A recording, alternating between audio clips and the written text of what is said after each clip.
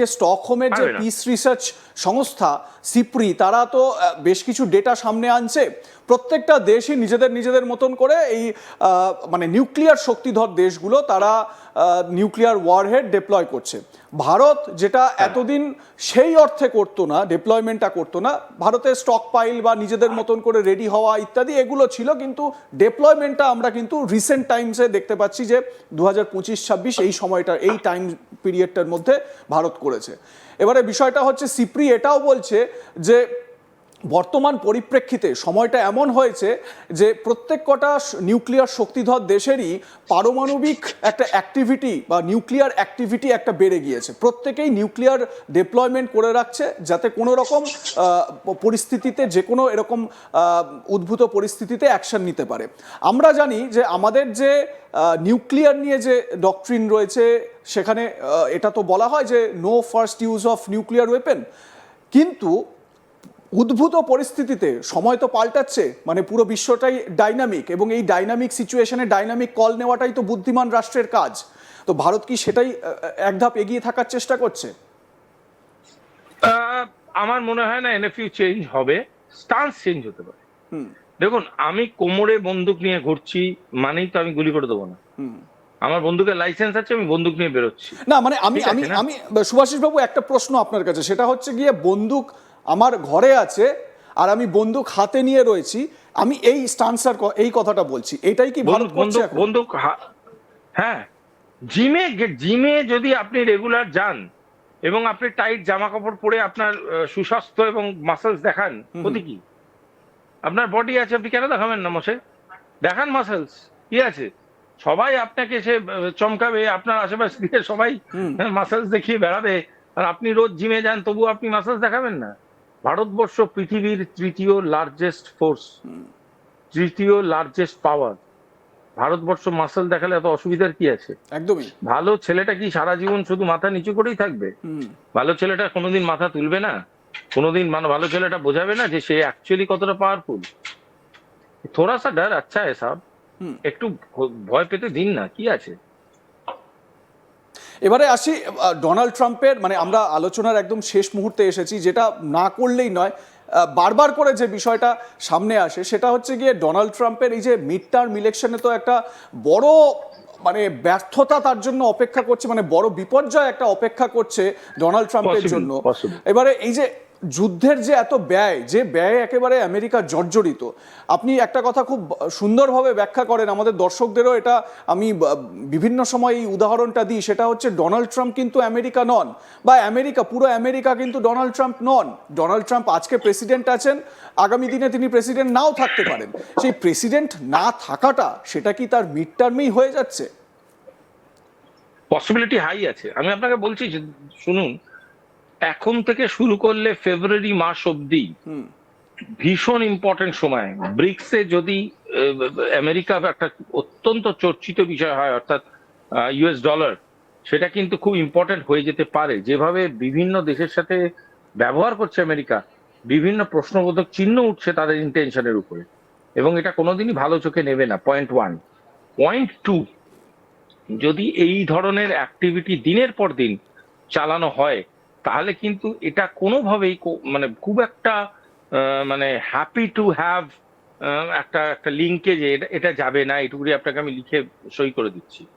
তৃতীয় একটা খুব কথা আপনাকে আমি বলি, ওয়ার্ল্ড অর্ডার বা ওয়ার্ল্ড স্টাইল অফ ডিপ্লোমেসি বা ল্যাঙ্গুয়েজ অফ ডিপ্লোমেসি কিন্তু চেঞ্জ হয়েছে।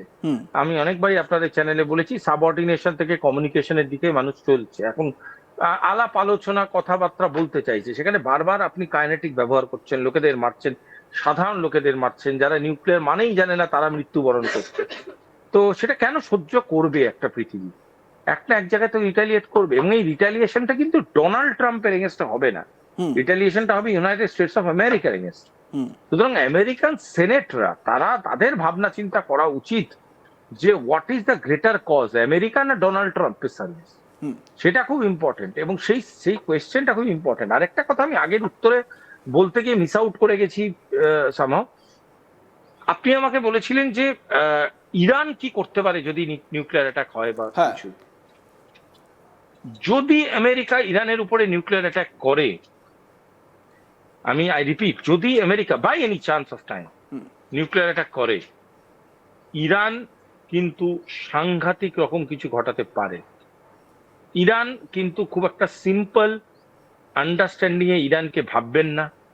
ইরানের অর্ডার স্ট্রাকচারটা হয়তো ভেঙে গেছে, বহু বহু লিডার মারা গেছে, বহু লিডার আন্ডারগ্রাউন্ড আছে, কিন্তু ইরান যদি নিউক্লিয়ার থ্রেটের আন্ডারে থাকে, নিউক্লিয়ার অ্যাটাক হয়, ইরান কিন্তু সাংঘাতিক রকম কিছু করতে পারে, এর আভাস আমি দিয়ে রাখলাম। একদমই। এবং এবং ঠিক এই জায়গা থেকে আমি কয়েকদিন আগেই ভিডিও দেখছিলাম, সেটা হচ্ছে ইরানের জনতা, ইরানের সাধারণ মানুষ, তারা বলছেন যে আমাদের যে ইনস্টলেশনগুলো ডিস্ট্রয় হচ্ছে, অ্যাটাক হচ্ছে, সেগুলো আবার তৈরি হয়ে যাবে, কিন্তু আমার দেশ আগে। এই যে দেশের মানুষের যে সমর্থন ইরানিয়ান সরকারের প্রতি, রেজিমের প্রতি, হতে পারে তাদের অনেক ইন্টারনাল প্রবলেম থাকতে পারে, ডিকটেটরশিপ আছে সেখানে, দীর্ঘদিন সেখানে পরাধীনতার বা মানে ওই আবদ্ধ করে রাখার একটা অনেক রকম বিষয় রয়েছে, সেটা তাদের ইন্টারনাল ম্যাটার, তারা সেই মতন করে সেগুলো অ্যাড্রেসও করছে। কিন্তু ইরানের মানুষ তারা রাস্তায় নেমে তাদের রেজিমকে, তাদের সরকারকে, তাদের এই যে অর্ডারকে তারা সমর্থন করছে। আমেরিকার মানুষ কিন্তু ডোনাল্ড ট্রাম্পকে বা ইউএস অ্যাডমিনিস্ট্রেশনকে সেইভাবে সমর্থন করছে না। আমরা আমেরিকার রাস্তায় জায়গায় জায়গায় দেখতে পাচ্ছি ট্রাম্প অ্যাডমিনিস্ট্রেশনের এগেনস্টে প্রচার হচ্ছে, বিরোধিতার একটা সুর চরমে উঠেছে। আমি ঠিক এই জায়গা থেকে আপনার কাছে একটা দ্বিতীয় প্রশ্ন রাখবো, সেটা হচ্ছে গিয়ে, যেখানে ভারতের সঙ্গে ইরানের, মানে আমরা কয়েকদিন আগে শো দেখেছিলাম আপনার এখানে আজ তাক বাংলাতেই আপনি এসেছিলেন, এসে বলেছিলেন, সেটা হচ্ছে প্রধানমন্ত্রী, আমাদের দেশের প্রধানমন্ত্রী নরেন্দ্র মোদী, যিনি মানে সর্বকালীন আমাদের রেকর্ড করেছেন গতকালই 4,399 দিনের একদম লংগেস্ট সার্ভিং প্রাইম মিনিস্টারের, ইলেক্টেড প্রাইম মিনিস্টারের রেকর্ড তিনি কীর্তি স্থাপন করেছেন। তো তার যে কয়েক মাসখানেক আগেই যে সফর আমরা দেখলাম, ইউরোপের বিভিন্ন দেশে গেলেন, কিন্তু তার মধ্যে সবথেকে গুরুত্বপূর্ণ হচ্ছে গিয়ে ইউএইতে যাওয়া। আমার প্রশ্ন হচ্ছে, যখন মধ্যপ্রাচ্যকে বা মিডল ইস্টের দেশগুলোকে এতটা গুরুত্ব ভারত দিচ্ছে, আমাদের নিজেদের স্বার্থে অবশ্যই, তো সেই জায়গায় দাঁড়িয়ে স্ট্রেট অফ হরমুজ পুরোপুরি যদি বন্ধ হয়ে যায়, তাহলে ভারতের ইকোনমিতে তো বড় একটা ধাক্কা অবশ্যই। এটাকে ভারত কিভাবে অ্যাড্রেস করবে?